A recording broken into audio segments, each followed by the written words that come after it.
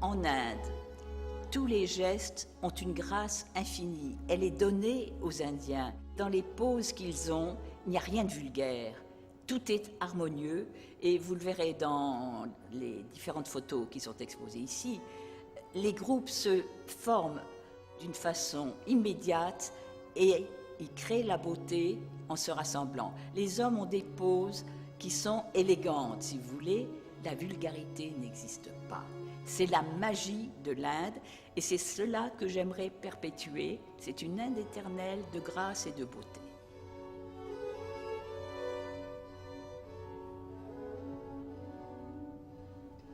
Cette photo relate les moments d'une puja, c'est-à-dire d'offrandes qui sont préparées lors d'une cérémonie.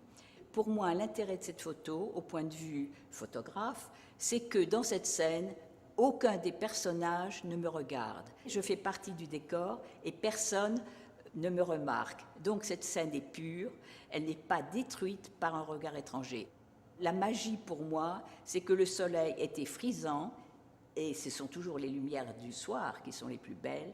Et là, la transparence que la lumière donne à travers le sari qui détache le profil de la femme, qui est pour moi essentiel. Et ça, dans une photo, qu'est-ce qui compte au fond? C'est la lumière et l'œil du photographe. Il n'y a rien d'autre.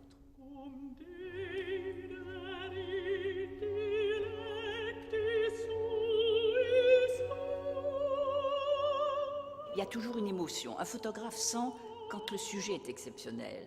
Et dans ces moments-là, il y a pour un photographe un moment d'extase et d'extrême euphorie. Et on se rend compte que quelque chose s'est passé entre le photographe et le sujet.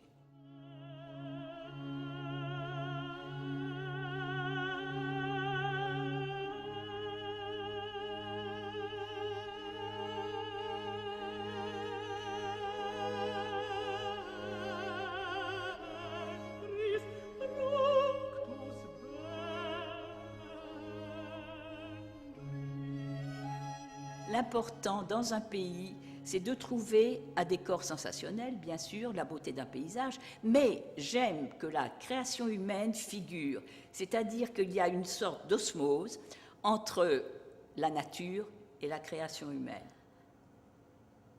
Cette photo a été prise à Agra, c'est le lieu où se trouve le Taj Mahal. L'entrée est de l'autre côté de cette photo. Vous connaissez tous les petits jets d'eau, etc.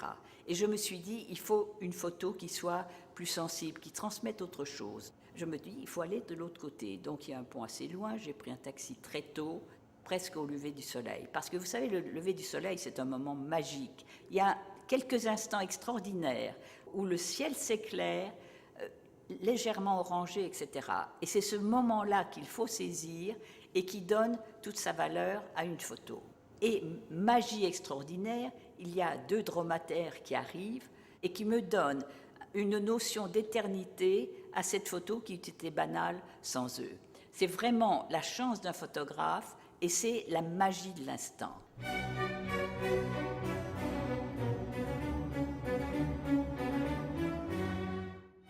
Au fond, d'être photographe, c'est avoir une patience incroyable. On part, mais on ne sait pas ce qu'on va trouver. C'est justement le fait que les choses sont des instants précis qu'on ne peut pas ni vouloir ni créer. Ils arrivent, ça se passe devant vous et c'est vous qui avez à saisir l'instant.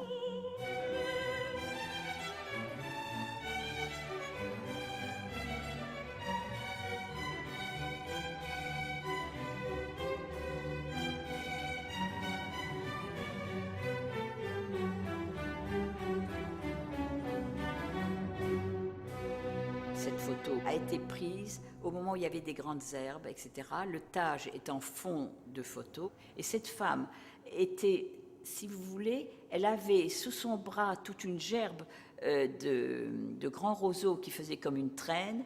Et elle avait sa faucille à la main qui venait de couper ces roseaux, qui pour moi là était un symbole de vie qui venait d'être coupé.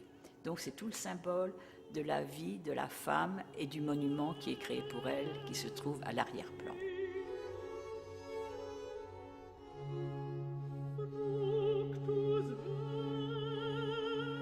C'est, si vous voulez, des instants qu'on ne peut pas refaire. Je ne pouvais pas faire poser une femme en lui disant « tenez la serpe comme ça pour retirer les roseaux ». C'est impossible.